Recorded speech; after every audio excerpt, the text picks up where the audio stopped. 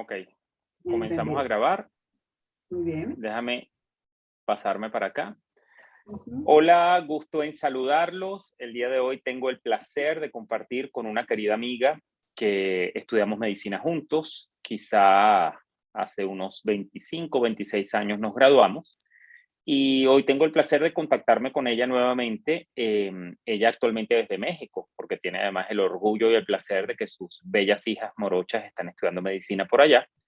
Pero vamos a hablar de un tema muy importante a propósito de la pandemia, pero un tema que a veces es dejado un poco de lado. Pero presentémosla a ella primero, mi querida amiga Betina Colmenares. Ella es médico o médica cirujana y tiene adicionalmente muchos estudios como gerencia en salud con más de 2 décadas de experiencia. Es especialista en cirugía general, particularmente la cirugía laparoscópica y ginecológica, y es adicionalmente fellow del American College of Surgeons.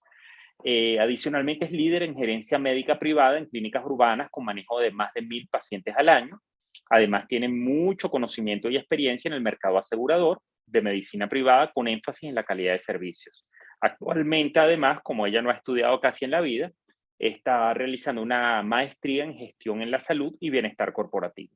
Una persona que ha estudiado mucho, pero la razón de traerla al día de hoy es porque es una persona muy humana, una persona que está muy conectada con lo que siente el individuo, lo que siente el paciente, y definitivamente conectada con la labor que nosotros como médicos debemos tener en relación a ser una mano amiga y acercar al paciente con la actitud correcta, con la palabra correcta, con la información adecuada para poderlos ayudar.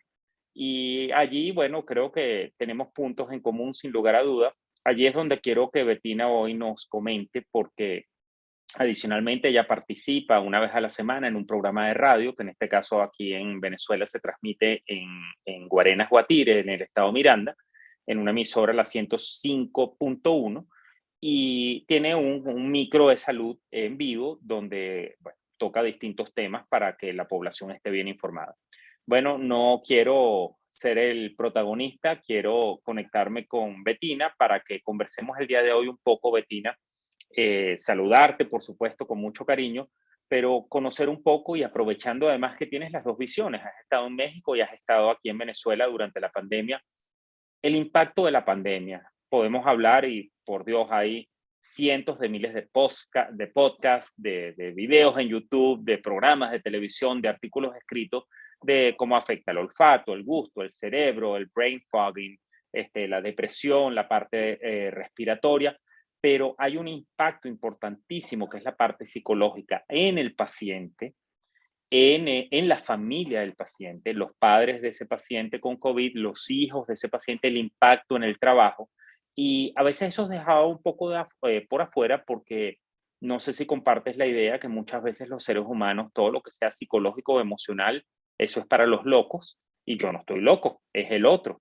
Y la búsqueda de ayuda en ese aspecto psicológico emocional, eso es solo para los que tengan esas enfermedades que yo no tengo, y entonces como que guapeamos, no, no, no, tú tienes que ser fuerte, tienes que tener aceptación y eso se te pasará. O son capaces después de empezar a tomar un medicamento porque el vecino lo toma. Me encantaría, dándote la bienvenida y agradecido que hayas aceptado mi invitación, que me cuentes acerca de este artículo que publicaste recién esta semana en la revista Visionarias, una revista de negocios para la mujer, tu artículo que titulaste Impacto psicológico de la pandemia, Omicron y su variante BA.1, que es el segundo linaje, porque ya tuvimos la punto 2, perdón, y ya tuvimos la punto 1. Entonces, cuéntame, mi querida Betina, de qué se trata tu artículo, qué te inspiró, qué te motivó a hacerlo, y bueno, vamos a conversar al respecto. Bienvenida. Gracias, Jorge querido. De verdad agradezco tu invitación, además de sentirme abrumada con una presentación tan hermosa. Y Con gusto, bueno, de merecida. verdad que, como bien dices tú, estudiando juntos, ya en nuestros tiempos de estudio nos dimos cuenta que había una serie de afinidad y una identidad de valores. Y realmente personas hermosamente sensibles, humanas como tú, se preocupan por este tema mental, este tema de salud, que ha sido parte de los efectos de esta pandemia. Y de algún modo Como lo veo, Jorge, lo hemos padecido primero viviendo la pandemia en nuestras casas, con nuestras familias, con nuestros hijos, con nuestros padres, con nuestras familias, con nuestros esposos, esposas, y de la mano con eso lo hemos vivido también como especialistas. Nuestros queridos pacientes o familiares de pacientes fallecidos por COVID, y a pesar del fallecimiento, a pesar de estas circunstancias, cada vez que viene una nueva ola, sentir a la gente, sentir en nuestros pacientes ese padecer de decir, oye, ¿sabes qué? Ya no más. ¿Hasta cuándo esto? ¿Cuándo se va a acabar? Y de algún modo uno, bueno, pues ser muy sincero con el paciente, por muy difícil que sea, para hacerle comprender que esto, pues, es una modalidad que llegó a insertarse en nuestras vidas y que tenemos que implementar una serie de mecanismos psicológicos de fortaleza y de resiliencia para aprender a vivir con esto en el contexto de lo difícil o lo complejo que ha sido, tanto en la parte médica como en la parte económica. Tantas familias que se han quedado sin empleo, tantas familias que han quedado, bueno, han tenido que cambiar de colegios a sus hijos por los incrementos en los costos a través de sistemas de teleeducación. Entonces, en fin, esto ha tenido varias aristas en donde de alguna manera, pues el impacto psicológico está allí en todas y cada una de estas vertientes. Y por eso mi iniciativa, Jorge, yo creo que, como lo hablamos en Entre Telones hace unos días, creo que es muy importante conectarse con el paciente, que nosotros, desde nuestro sentido como médicos y nuestra responsabilidad, le hagamos llegar un mensaje serio y comprometido y empático con nuestros pacientes respecto a que lo que están sintiendo es normal, y como tú acabas de decir algo que me encantó, Jorge, y efectivamente es que no es sinónimo de que estemos locos. Eso es un modo como muy despectivo y que creo que como que causa mucho estigma social, causa mucho impacto en la gente, que definitivamente debemos desterrar de nuestro léxico, porque todo lo que sentimos, ese nivel de abrumamiento, ese nivel de cambios en la vida, he tenido pacientes con ataques de pánico, Jorge. He tenido compañeros que realmente les ha cambiado la vida con el asunto de la pandemia, y, y pues realmente debemos aceptarlo y hacerle saber a los pacientes que es algo completamente normal. Y el asunto es, desde nuestro compromiso y nuestra responsabilidad, cómo orientar a nuestros pacientes para llevarlo de mejor manera. Mira, Betina, querida, perdona que te interrumpa, pero al leer tu artículo, tú haces referencia a un estudio de a ver, lo tengo por aquí, de la revista de Neuropsicofarmacología de Europa, el estudio COMET-G, y es interesante porque vieron que un alto porcentaje de la población que se enfermó por COVID que ellos estudiaron sufría de un espectro amplio de síntomas, desde ansiedad, angustia, depresión y hasta tendencias suicidas, entre tantos otros síntomas. Y lo que tú estás diciendo es importante porque esto llegó y primero, pues prácticamente ninguno de los que estamos vivos en este momento del planeta vivieron eh, la última pandemia en 1918. O sea, los que quedan son pocos por la cantidad de años que han pasado, que lo hayan vivido y que lo puedan recordar. Número uno, o sea que esto era algo nuevo para todos nosotros, estos de encierros, esto de uso de tapabocas y pues todas estas cosas. Después otro tema es eh, la cantidad de información que iba cambiando en el tiempo. Primero la información fidedigna, formal, seria, y científica, que ante una entidad desconocida, una enfermedad desconocida como el COVID, iba cambiando a medida que las investigaciones iban a descubrir nuevos elementos de síntomas, nuevos elementos de como las características del virus, de las complicaciones y luego del tratamiento y luego finalmente la aparición de las vacunas. Eh, y la adaptación a todo eso era muy difícil. Hoy en día hay mucha gente que es tan normal usar el tapaboca como ponerse los lentes, cepillarse los dientes o para la mujer maquillarse, por ejemplo. No deja de ser molesto, pero nos adaptamos. Pero ha sido muy brusco porque son digamos, más de 100 años la humanidad viviendo de una manera y abruptamente te dicen, no, toda la manera en que tú vienes funcionando no va a ser así e incluso vas a estar encerrado. Entonces esto trajo pues una serie de conflictos. Yo veo a mi esposa todos los días, en la mañana y en la noche, pero si la tengo que ver 24 horas al día, puede que eso genere ciertos conflictos porque estamos conviviendo en un espacio cerrado, igual con los hijos, por ejemplo. Este, y eso llevó a muchos elementos, desde conflictos, desde violencia familiar, violencia de género, abusos a los niños, etcétera, etcétera. Y después otro aspecto, entonces estoy hablando de la información correcta, la que iba saliendo de las investigaciones serias científicas. Y luego, en esta democratización de las redes sociales, con todas las cosas maravillosamente buenas que tiene esta tecnología, la perversión de algunas personas de estar compartiendo información falsa o crear información falsa. Después, la tendencia de algunas personas de dejarse llevar por ¿cómo se dicen? Noticias un poco amarillistas y fanáticas. Y entonces es ir contra una corriente de desinformación, de información tergiversada, y termina siendo casi que dos fanáticos de equipos de fútbol peleando de una manera patológica, ¿no? Y el otro punto, entonces, recapitulando, al punto al que voy es, ¿cuánto ha impactado a esto al ser humano y por qué? ¿A quiénes ha impactado? Bueno, a la población, después al paciente que se enfermó, después a la familia del paciente que se enfermó o murió, y después otro tema que no podemos dejar afuera es el impacto que ha tenido en el profesional de salud. Cómo ha impactado en el agotamiento, en el desgaste que han tenido enfermeros, camareras, camilleros, fisioterapeutas, terapistas respiratorios y por supuesto los médicos. Entonces, bueno, te dejo para que me comentes acerca de ese trabajo, ese estudio y bueno, todo lo que estoy conversando contigo, todo lo que te estoy comentando.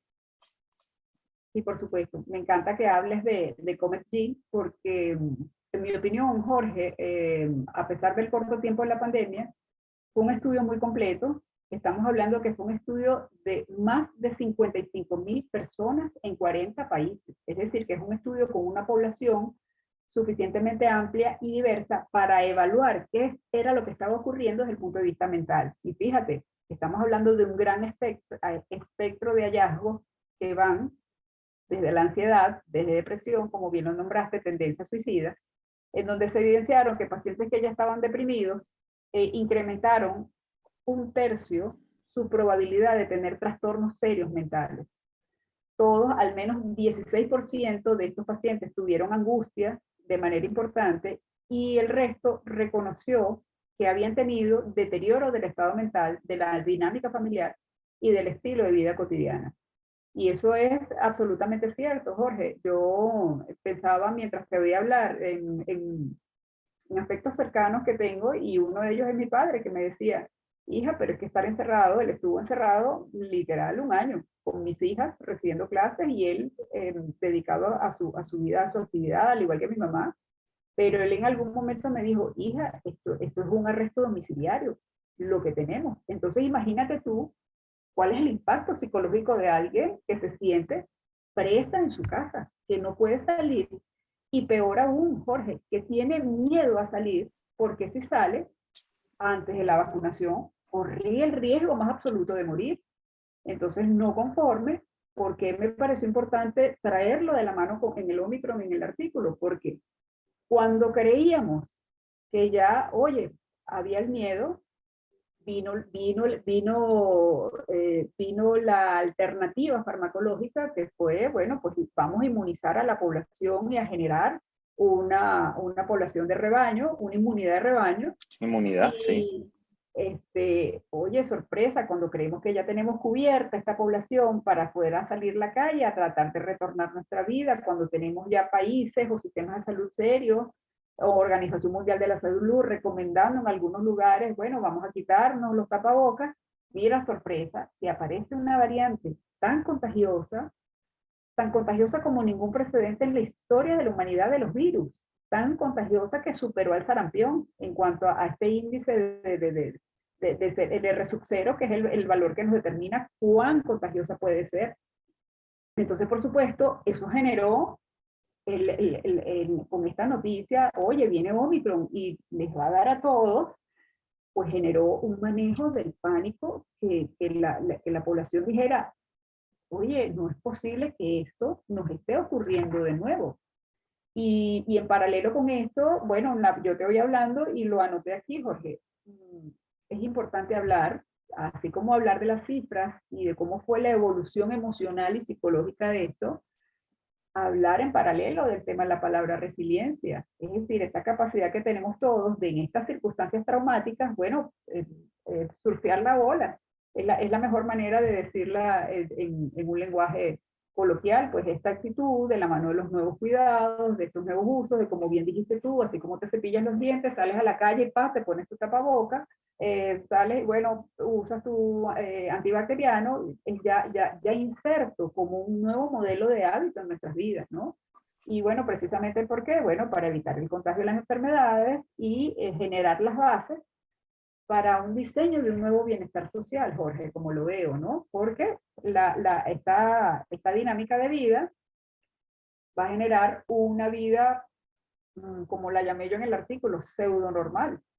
Estos aspectos resilientes van a ser necesarios para incluirlos en nuestra vuelta a nuestros trabajos, en nuestras vueltas de nuestros hijos a sus estudios, en nuestra vuelta a la modalidad de la atención médica vía telemedicina, en la vida, lo que estamos haciendo tú y yo, Jorge, por estas vías tecnológicas, transmitiendo de una manera seria una información comprometida para advertirles a nuestras comunidades cómo, cómo lidiar con este proceso de la manera más inteligente desde el punto de vista emocional. Claro, es tanto así que pues ya hay cantidad de estudios que están repasando y evaluando el impacto en distintos tipos de comunidades, en comunidades más pobres, en comunidades con más recursos, en comunidades de una raza o de otra, depende de los sistemas de salud de cada país, y pues en distintos profesionales también. Hay países donde realmente colapsó el sistema de salud porque, además, no quiero hacer esto personal, pero yo tuve oportunidad de estar atendiendo pacientes COVID durante todo este tiempo y había momentos en que no solamente no había descanso, sino que no había descanso tampoco mental y sentirte amenazado todo el tiempo es terrible. Tú dices, no quiero, llegó a ser hasta por un momento algo de orgullo, a mí no me ha dado, ¿no? Y ni siquiera sabemos si te estabas cuidando lo suficiente o si genética, inmunológicamente tienes algo que te protege. Pero es vivir así como con un cuchillo a la garganta todo el tiempo. Y un estrés crónico pues lleva muchas cosas. Em, Antes de entrar en vacunas y tantos temas que quiero que abordemos, hay una parte de tu artículo donde tú señalas cuáles son los síntomas de alerta. Yo quisiera que te detuvieses un poco allí porque estoy tratando de pensar a alguien que nos esté escuchando, que esté viendo este video y que puede que diga, mira, desde que me dio COVID o desde que mi familiar falleció, yo ya no duermo bien o yo, sabes, paso la consulta a domicilio y yo he tenido visitas donde hay personas que literalmente no han salido de la casa, literalmente, ni siquiera dentro del edificio en 2 años. Personas que continúan echando spray en los zapatos o spray en el ascensor. O sea, queda como un remanente paranoico basado en muchas cosas que inicialmente tenían sentido, muchas cosas ya no tienen sentido, tú no tienes que hacer eso, pero sí hay un impacto. ¿Qué debemos decirle y qué revisaste tú y qué nos expones aquí en el artículo que serían esos síntomas de alerta que yo digo, oye, mira, estoy irritable, le respondo mal a mis hijos, a mi esposa, a mi esposo, no quiero ir a trabajar, no tengo ganas de levantarme? O lo que se ve muchísimo en estos encierros, en el estrés crónico, que son las adicciones también. Empecé a beber más, empecé a fumar, yo no fumaba, soy adicto al juego, incluso puedes hacerte adicto al ejercicio y cuando pones adicto al lado de cualquier cosa, eso otro bueno ya deja de serlo. Si tú estás haciendo ejercicio 18 horas al día, pues ya deja de ser una actividad favorable. Entonces hablemos de cuáles son esos síntomas de alerta para pedir ayuda, para solicitar ayuda. Sí. Bueno, fíjate, Jorge, como bien lo dijiste, esta sensación nueva de incertidumbre, uno de los indicadores de malestar que se pusieron en evidencia fue, como bien lo mencionaste, el abuso con las sustancias ilícitas. Hubo un incremento en el consumo de alcohol, hubo un incremento en el abuso con el exceso de cigarrillo, el exceso de fumar y de otras sustancias ilícitas también, estemos claros. Además, esto fue de la mano de trastornos de autoimagen. El manejo alimentario generó pacientes que aumentaron 10 hasta 15 kilos de peso durante la pandemia, durante el confinamiento, en bueno, esta mezcla de falta de hábitos con esa mezcla de ansiedad incontrolable, comer y comer, con un poquito de vinculado a la adicción a carbohidratos, por ejemplo, o a una mala selección de alimentos. Las interacciones inadecuadas con el entorno, eso que tú bien dices, bueno, estos pacientes que si tenían que bajar al ascensor tenían que salir protegidos y colocando spray por todas partes y quitándose hasta la ropa antes de entrar a sus casas de nuevo. Y por supuesto esto trajo mucha sensación de soledad de la mano de la tendencia al aislamiento, que fue una de las cosas que más en evidencia se pusieron, sobre todo en pacientes de tercera edad. ¿Por qué? Porque los de tercera edad fueron los que se sintieron más comprometidos con miedo a morir, con compañeros, bien sea familiares o gente generacionalmente iguales, que estaban perdiendo la vida, Jorge. Y eso de alguna manera pues atenta contra, te da miedo, te tiene sensación de que la muerte puede estar a la vuelta de la esquina a través de esta pandemia, y eso fue lo peligroso emocionalmente de esta pandemia. Pues de la mano de mucha gente somatizando, sobre todo en la esfera gastrointestinal, gastritis, todas las modalidades de dolores en la boca del estómago, dolores tipo cólicos a nivel abdominal, al igual que las sensaciones de dolores en el pecho, de falsa creencia que pudiese ser una modalidad de enfermedad cardíaca o de síntomas de angina o de infarto. Entonces, por supuesto, todo este tipo de patologías muy vinculadas a los trastornos psicosomáticos. De alguna manera, de la mano de esto, tenemos pacientes que tuvieron motivos realmente tangibles para estar en una situación post-estrés, un estrés, Postraumático. un estrés postraumático, gracias, el equivalente a una gente que ha vivido una guerra o que ha vivido un conflicto urbano, un conflicto armado. ¿Por qué? Bueno, porque se murieron sus familiares, no solamente algunos tuvieron el miedo, tuvieron la evidencia que sacaron seguramente a sus familiares muertos de su casa o tuvieron la noticia que fallecieron, y en este asunto ni siquiera pudieron tener los actos reparatorios propios del duelo porque lamentablemente en el contexto del COVID no pudieron ir a velarlos, no pudo haber velorio, muchos de ellos no tuvieron entierro, simplemente les devolvieron, como ocurría en España en la primera ola, pues les devolvían el envase con las cenizas de su familiar y sin velatorio y sin nada. Entonces, claro, el mecanismo de aceptación y el estrés postraumático en ese grupo de pacientes fue peor, sin duda. Claro, bueno, podríamos hablar horas y sobre todo de primera mano por la cantidad de casos que tuvimos cerca, ¿no? Y que pueden ser anecdóticos contados individualmente. De ninguna manera queremos entrar en poner esto dramático, ni mucho menos, pero sí ver directamente la frustración y la angustia y el miedo a morir de un individuo, y uno de este lado más de una vez en pacientes ya muy graves, sabiendo que estábamos esperando un milagro, que los hubo, pero pues desgraciadamente no fueron la mayoría de los casos de los que fueron graves. Y, y el impacto de esto ha sido terrible. Yo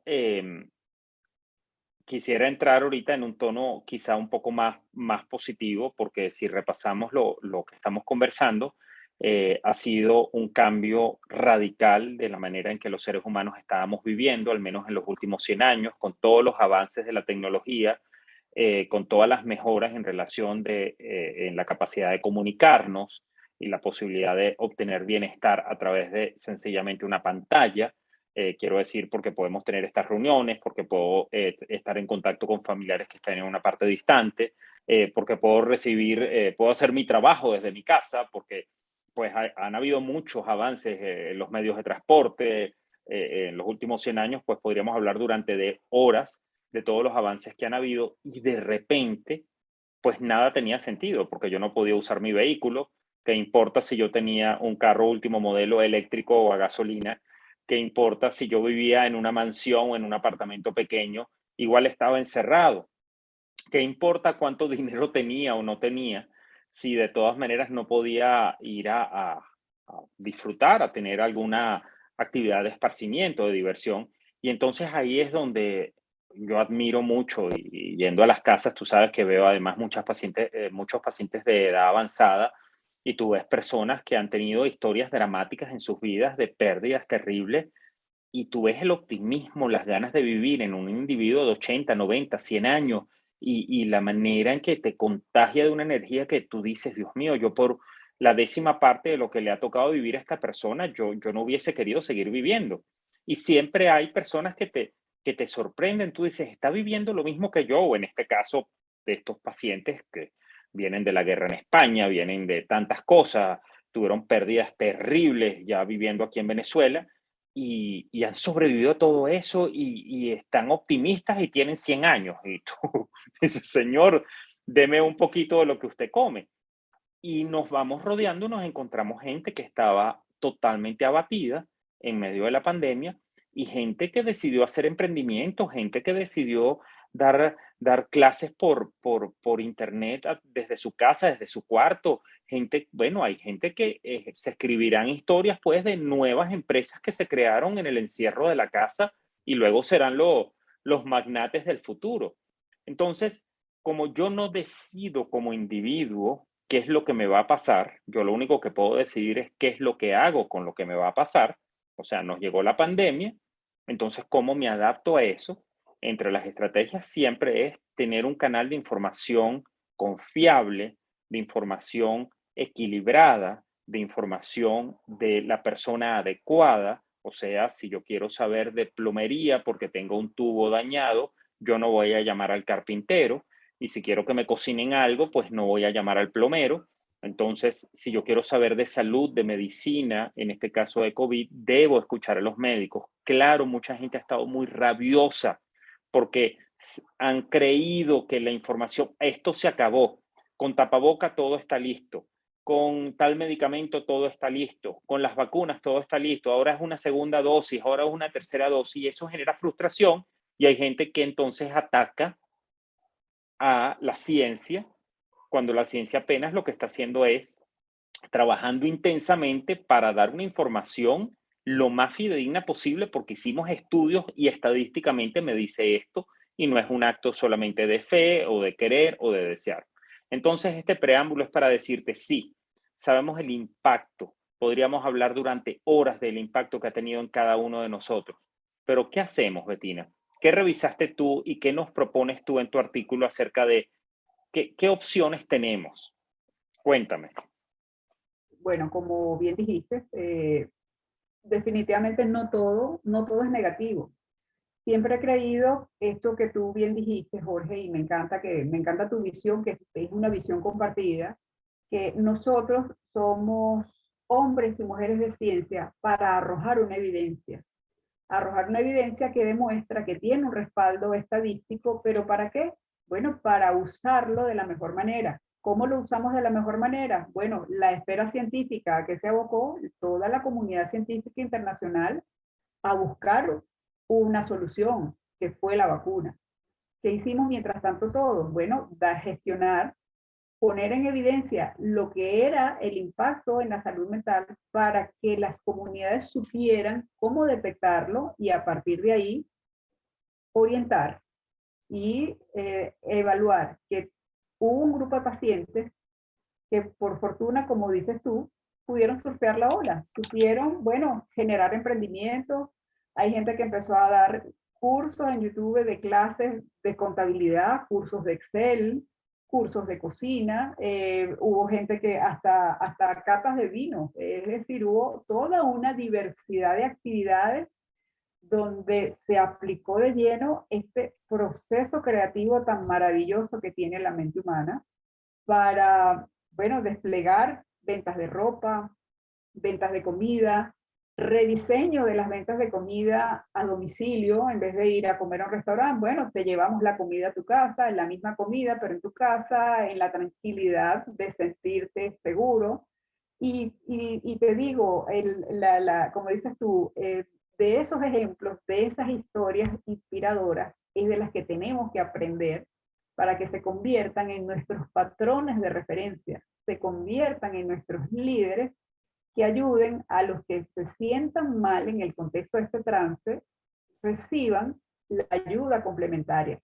En el entendido, Jorge, que bueno, ahí no todos tenemos las mismas herramientas y por supuesto va a haber un grupo de población que si estaban deprimidos o que si tienen una serie de ideas con deterioro en su autoimagen, con deterioro, con sensación de soledad, definitivamente requieren ayuda profesional. Y ahí es donde está nuestro énfasis en dar las recomendaciones pertinentes para que este grupo de población, que a pesar de tratar por todos los medios de hacer el esfuerzo, oye, no puede salir de la cama, no le provoca bañarse, no le provoca hablar, tiene claras evidencias que está deprimido, pues obviamente es una persona que requiere ayuda profesional.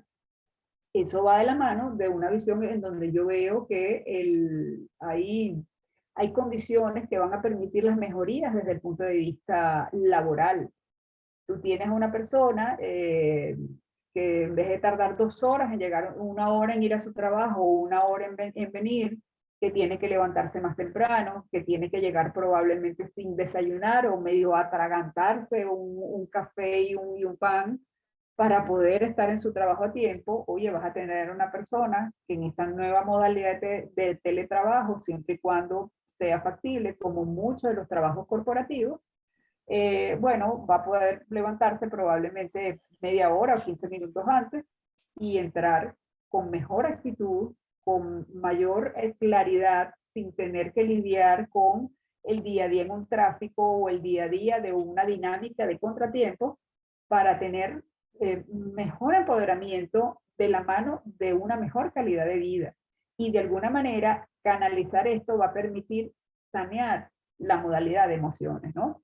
Y bueno, ¿qué hacemos? Tú que lo preguntaste, definitivamente tenemos que velar nosotros mismos por nuestra salud mental.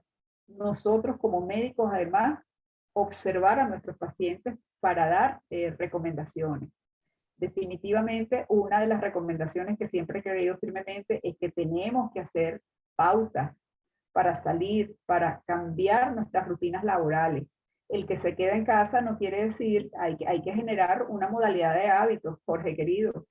Tienes que despertarte, tienes que desayunar, quitarte la pijama, bañarte y arrancar tu día laboral, ponerle un cierre. No es que estés trabajando entonces hasta las 2 y 3 de la mañana con los trastornos de sueño implícitos que eso pueda llevar, sino que de alguna manera este nuevo estilo de vida, Jorge, como queremos ver a nuestros pacientes, a nuestras comunidades, es que vaya de la mano de una palabra que me parece maravillosa, que es equilibrio.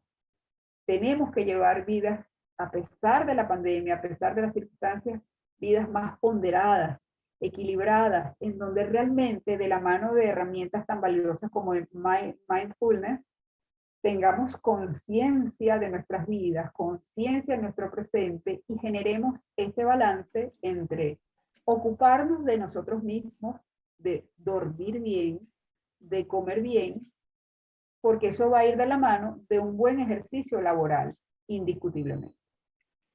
Claro, Betina querida, disculpa que estaba pidiéndole a mi hijo asistente que prendiera el aire acondicionado. Mira, No te y me preocupes. disculpan todos el detalle.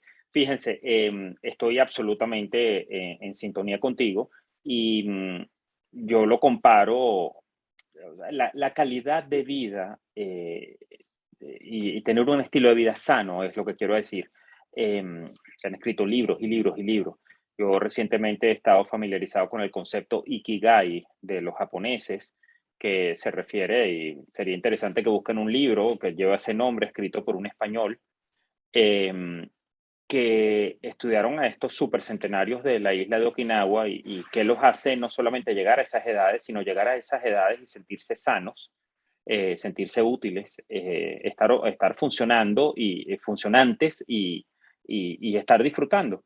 Y bueno, hay cosas que es como llover sobre mojado, pero de ninguna manera queremos tú y yo aquí dar recetas mágicas ni filosofías de las cuales pretendemos que alguien vaya a abrazarla de una manera fanática. No, no, no. Yo creo que lo más valioso que todos tenemos es el tiempo, que no lo vas a recuperar, y la salud, que si la pierdes también es difícil recuperarla. Entonces, ¿qué debes hacer? Bueno, aceptar que en algún momento tu vida tiene un fin. Entonces, partiendo de eso, tú tienes que decir, bueno, ¿en qué debo invertir yo? Bueno, yo debo invertir en tiempo.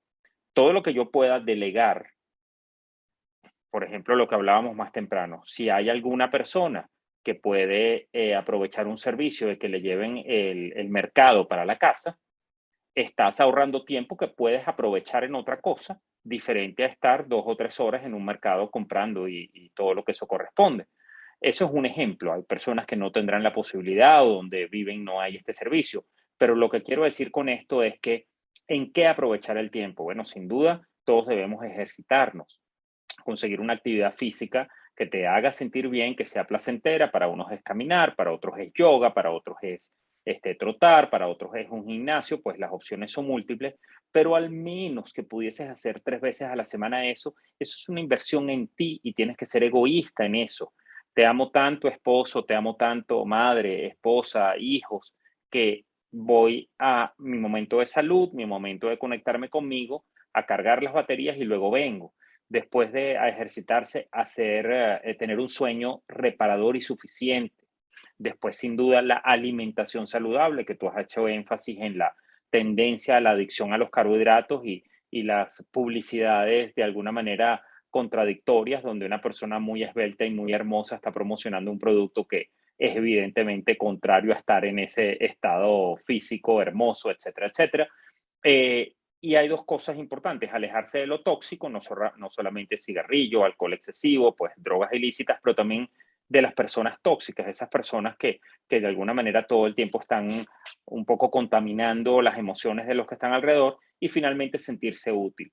Entonces, si tú vas revisando y buscando, si estás en la búsqueda de eso, nuevamente te digo, de ninguna manera queremos recomendarte que te metas en una secta donde ahora todos son vegetarianos y solamente comen algas. No, no, no, sino incorporar cosas que están más que comprobado, que generan placer, que ayudan a recuperarte y lo que tú enfatizas ahí es importante. Si tú a pesar de que logras pararte 15 minutos antes y ahora haces 15 minutos de yoga, decidiste meterte en un club de lectura y entonces estás leyendo libros ahora y te reúnes una vez al mes virtualmente con un grupo de personas a discutir acerca de un libro. Y entonces ahora tienes el hábito de lectura. Tomas un curso de estos online gratuitos para adquirir un nuevo idioma. Llevas un poquito de sol todas las mañanas. Decides aceptar ahora reunirte los sábados en la tarde con unas amigas o unos amigos a tomarte un café. Esas pequeñas cosas pueden impactar positivamente, sin duda, en tu calidad de vida y sobre todo en tu sensación de bienestar. Pero si a pesar de todo eso, tú sientes, como tú dices, que no te puedes levantar, te da igual si te peinas, te afeitas o te bañas o no, o estás todo el tiempo mirando sobre tu hombro, estás muy angustiado, te sientes amenazado, tienes que buscar ayuda de un profesional, porque no hay otra respuesta. Lo que tú tienes, si no tiene cura, que muchas veces sí, al menos tienes cómo controlarlo. Y el no buscar ayuda no va a solucionar el problema. Tú puedes ver 1000 videos de YouTube y hacer todo lo que tú quieras, pero el problema está dentro de ti y necesitas un profesional. Pero era sencillamente como para cerrar esta parte de qué debemos hacer. Mindfulness, que suena también para muchos como algo medio extraño, medio, ¿cómo se dice?, esotérico, no es más que lo traducen como conciencia plena y hay cantidad de videos y de aplicaciones que te ayudan a un poco aprender a respirar y tomar algunas herramientas que te ayudan a relajarte. De ninguna manera te va a curar de ninguna enfermedad, no, esto no es un milagro, pero sí aprender a estar un poco más en calma y aceptarte como eres. ninguno de nosotros está como estaba hace 20 años. Y si no aceptas eso, bueno, tienes un gran sufrimiento encima, porque han pasado los años y el que no ha cambiado es, no sé, el que murió, porque de resto todos hemos ido, oye, me duele más acá, me cambió el color del cabello, tengo arrugas, qué sé yo. Pero no quiero extenderme mucho más porque quiero escucharte. Yo quiero que abordemos en estos últimos 5 minutos, querida Betina, acerca del tema, dos cosas. Uno que a ti te llamó mucho la atención y qué chévere que me lo comentaste antes, y es la gente que todavía cree, dice, ah, bueno, como el Omicron es más suave, déjame infectarme y me voy a unas fiestas y me infecto para salir de eso y así tengo anticuerpos, ¿no? Quiero que nos comentes eso y sin extendernos mucho más, quisiera tu opinión de la llegada de las vacunas, el impacto que ha tenido en el cambio de la logística del juego cuando llegaron las vacunas y la postura de algunas personas todavía con un poco de miedo, con otro tanto de ignorancia y con otro mucho tanto de, de mala información con ideas conspirativas que han decidido todavía no vacunarse. Entonces, abordemos esos dos temas para despedirnos por ahora, porque obviamente serás una invitada sin duda para muchos otros temas que vamos a revisar. Cuéntame. Pues muchas gracias, Jorge. Fíjate, a mí me llamó, de todos estos temas que me han llamado la atención y que médicamente me pareció importante sacarlos y ponerlos en evidencia, fue que aquí hubo una ola, como bien lo sabes, pues tengo unas hijas adultas jóvenes de 24 años de edad, que sus grupos de sus generaciones, toda esa ola de esta generación de jóvenes, pues desbordados en este deseo, de alguna manera, ¿quiénes fueron los más afectados para salir? Bueno, precisamente esta generación de jóvenes que querían ir pues a bailar, a divertirse, a un cine, a un concierto de un famoso, y toda esa actividad quedó prácticamente mermada y bloqueada. Ahorita es que justo este año veo que ha venido retomándose en un nuevo rediseño con medidas de seguridad y por supuesto que esto le generó ese gran anhelo de verse, de disfrutar, de compartir juntos. Y empezó a generarse este rumor que, ojo, esto no solo aquí en México, Jorge, sino que lo vi con evidencia en comunidades, motivos de reportes científicos, en comunidades del Reino Unido, en Francia, en Estados Unidos, bueno, de grupos de jóvenes, generacionalmente hablando, de la misma edad de mis hijas, que querían ir a fiestas para que les diera, aquí los llamaron, te cuento, una fiesta en la que invitaron a 200 personas, vente, para contagiarte del cobicho. Y hubo un WhatsApp en donde el que aceptaba la invitación llegaba y bueno, por supuesto que esa semana hubo un pico de incidencia en los casos reportados aquí en la ciudad. Y entonces me llama la atención con preocupación médica, por supuesto, que esté muy extendido en esta opinión pública global, indistintamente la condición inmunitaria, es, bueno, vente y contágiate para que salgamos de esto de una vez.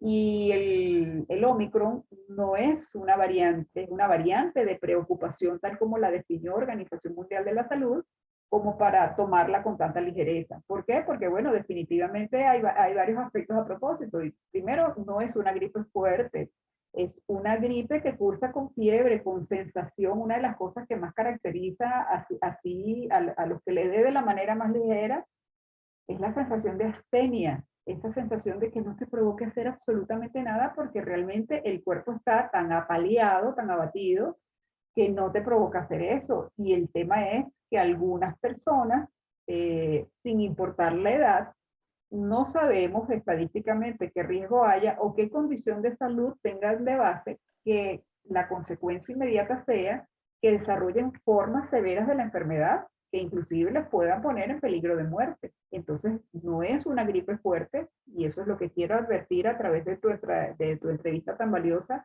a nuestras comunidades de pacientes, a nuestras comunidades de radio oyentes, de escuchas, de que nos siguen en redes sociales, porque definitivamente este contagio con esta variante de Omicron es mucho menos probable que te hospitalicen, pero no hay manera de poner en evidencia quién puede enfermarse de una manera severa. Otra de las modalidades que alerta a la comunidad médica es el riesgo a padecer COVID prolongado. Está descrito, hay pacientes que quedan hasta por 6 meses, 8 meses, hasta un año y más, con modalidades de virus que puedan ser, pues, esto es un virus, esto no es un virus atenuado, es un virus, tal como lo definen los infectólogos, es un virus salvaje, Jorge. Es un virus que en un momento determinado se puede poner fuera de control y puede realmente comprometer el estado clínico del paciente, y más aún, o lo más grave, en una forma crónica. Entonces, por eso mismo, ahí tienes la segunda razón por la cual debemos evitar que nuestros pacientes, evitar enfermarnos a propósito con Omicron. Voy más allá, el riesgo de contagiar a nuestros niños. ¿Por qué? Porque, bueno, ¿cuáles son los grupos poblacionales más susceptibles siempre en cualquier enfermedad? Y lo sabes muy bien. Los niños, las edades extremas de la vida, niños y las personas grandes. ¿Por qué? Porque, bueno, los niños no están acostumbrados a lidiar con este tipo de multitudes y pueden enfrentar un riesgo importante de padecer la enfermedad.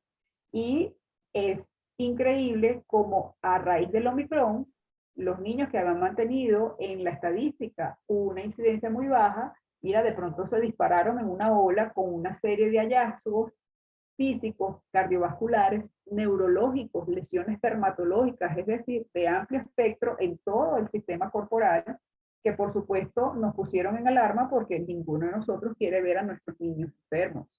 Allí tienes otra razón. Y la otra razón de importancia es, para nosotros como médicos que lo vivimos, Jorge, sobrecargar los sistemas de salud.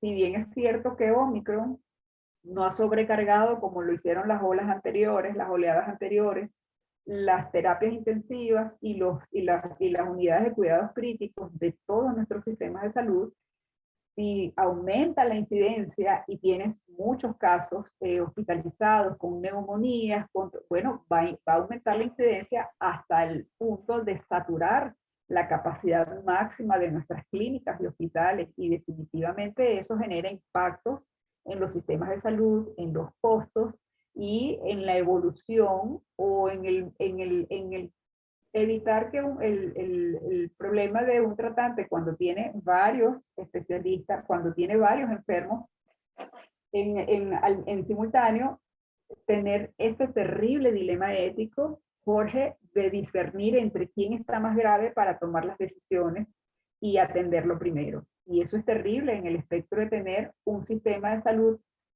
sobresaturado, congestionado, porque la comunidad simplemente decidió o eligió contagiarse a breve. Así que mi recomendación es que, pues definitivamente no debemos desafiar la naturaleza al respecto. Hay que entender que esto es una enfermedad y como le oía a la doctora Abo hace un tiempo en el capítulo de la Sociedad Venezolana de Infectología, el primero durante la pandemia, hay que ser humilde con este virus, con mucha humildad, porque es un virus que puede generar consecuencias muy importantes. Claro, yo, pues imagínate si puedo estar más de acuerdo con todo lo que tú estás diciendo. Incluso cuando colapsamos el sistema de salud con una sola enfermedad, la cantidad de otros enfermos que empeoran y fallecen por otras causas, porque por miedo o porque no hay cupo, dejan de asistir a los centros de salud. Entonces, porque la gente se sigue enfermando de apendicitis, de infartos, de crisis hipertensivas, de cáncer Accidentes después de tantas cosas, cerebrovasculares, politraumatismos, correcto. politraumatismos, etcétera, etcétera, y no tenían dónde llegar. Bueno, yo sabía que esto iba a ser así, que nos iba a faltar tiempo, porque además de que tenemos tiempo que no nos vemos y podemos, que fluye, esto fluye, es muy fácil la comunicación entre nosotros.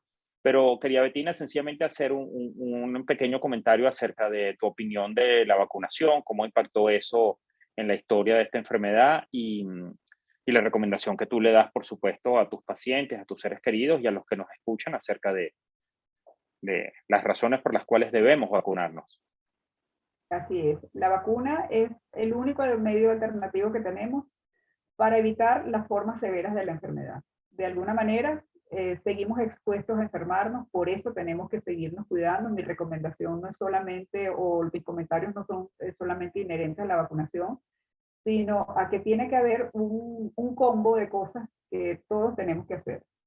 Y ese combo incluye pues el uso, la distancia, persistir en la distancia social, el cuidado, el lavado de manos y el uso de tapabocas, y a eso le añado la vacunación. Definitivamente el mejor beneficio que podemos darle a nuestro sistema inmunológico es la vacunación.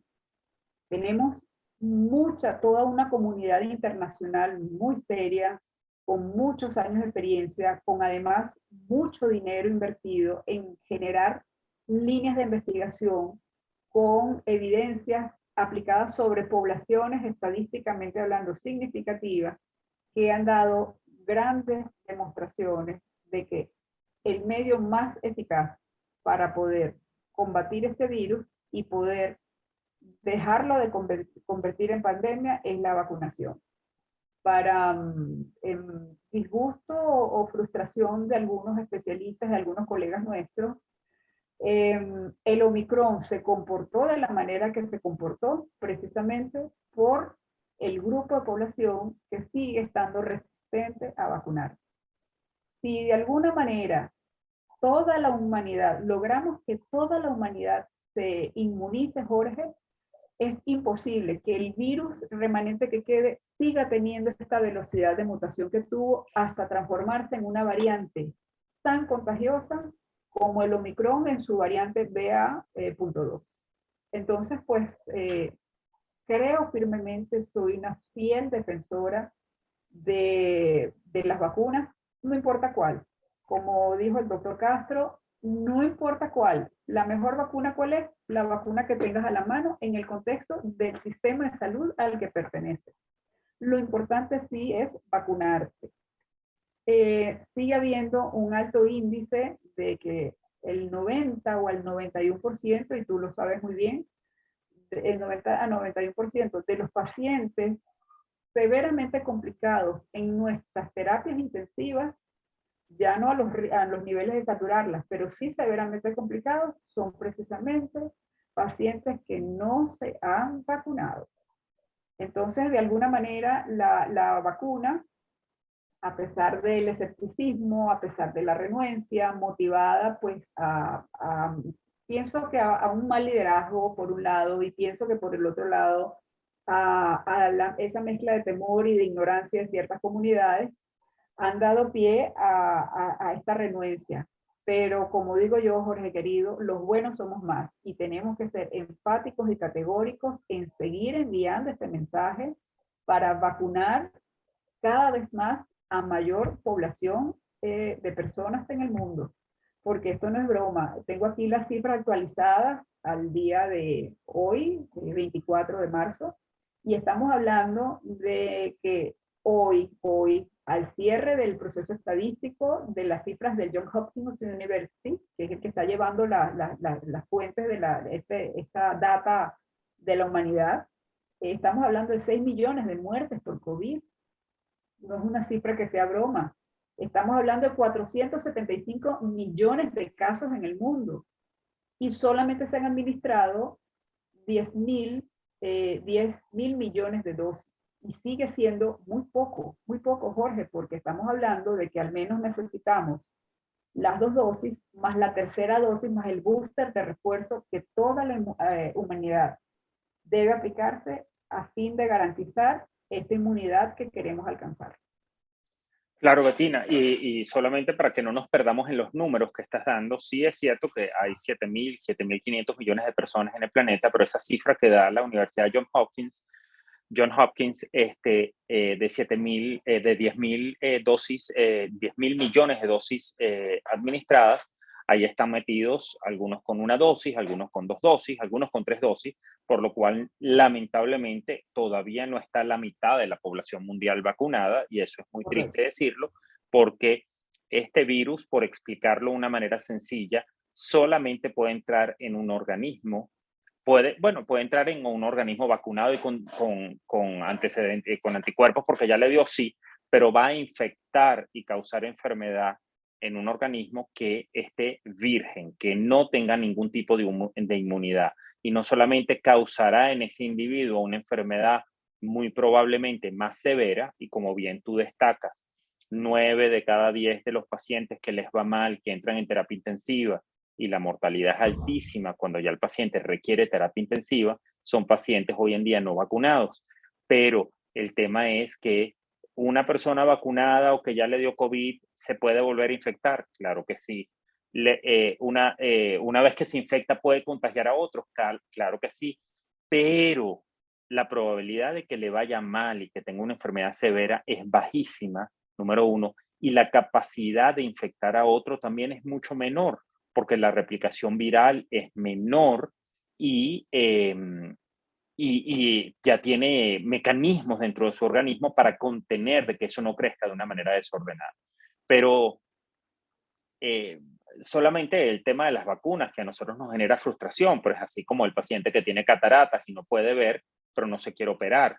El, el paciente que tiene un dolor de muela terrible, pero le tiene pánico al odontólogo y después muere por una endocarditis, porque, ¿sabes? O sea, es normal tener miedo, es humano tener miedo, pero hay que actuar.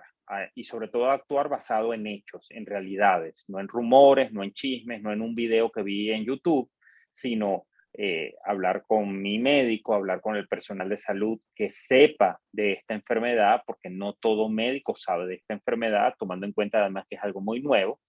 Y sí, los seres humanos hemos llegado hasta acá porque desde hace más de 100 años nos han vacunado. Y hoy en día muchas de las personas que lamentablemente no se han vacunado, que ojalá que lo hagan pronto, tendrán que vacunarse cuando todo cambie y quieran volver a viajar a otros países, porque se los van a exigir. Este, Más más allá, allá de Jorge que... querido, y disculpa Ah, que te interrumpa, más allá, Jorge querido, y disculpa que te interrumpa, los sistemas de salud, los sistemas laborales van a exigir a sus comunidades. Te comento que debes recordarlo, hace unas semanas hubo un conflicto en Canadá porque los camioneros, quienes manejan estos grandes, estas grandes vehículos, sí, granadoras de de carga. transporte, vehículos de carga, se estaban negando a vacunarse y le dijeron, ¿saben qué? El que no se vacune no va a poder trabajar.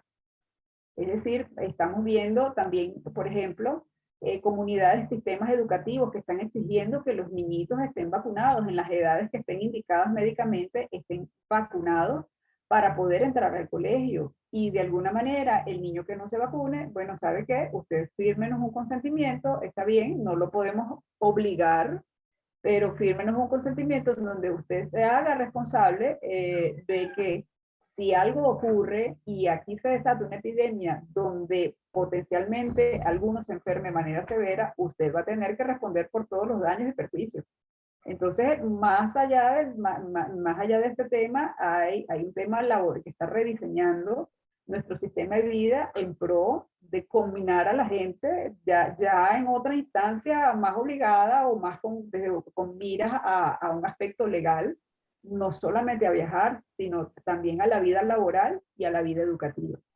Claro, y además que eh, neumonías, polio, viruela, tuberculosis, meningitis, por Dios santo, el mismo influenza, hoy en día el virus del papiloma humano.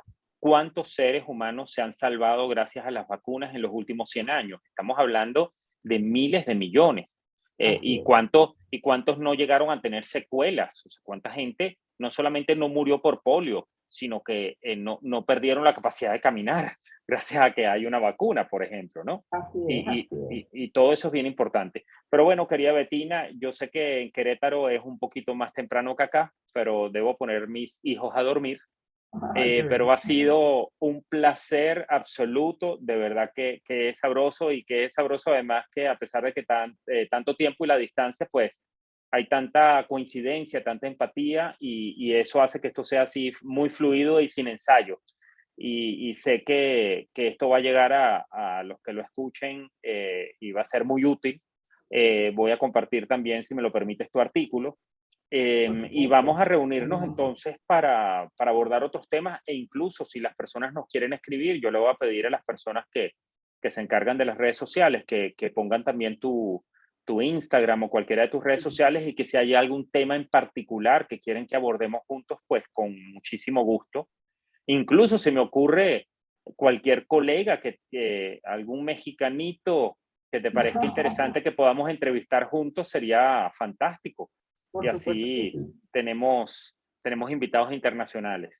por supuesto. Sería Entonces, bueno, extraordinario. para cerrar, agradecerte, Betina Colmenares, querida amiga, médica cirujana, con amplia experiencia en varias áreas de la salud, no solamente en la parte de atención médica directamente del paciente, no solamente en la parte quirúrgica, sino entonces toda esa parte tan importante que es la parte corporativa, la parte de seguros y la parte de bienestar y el tratamiento y la prevención en las empresas de las enfermedades del bienestar. La palabra bienestar bien completica desde el paciente que ya está enfermo hasta los pacientes que no queremos que se enfermen. Entonces, nuevamente agradecerte y bueno, invitadísima siempre. No sé si quieres Gracias a despedirte. ti.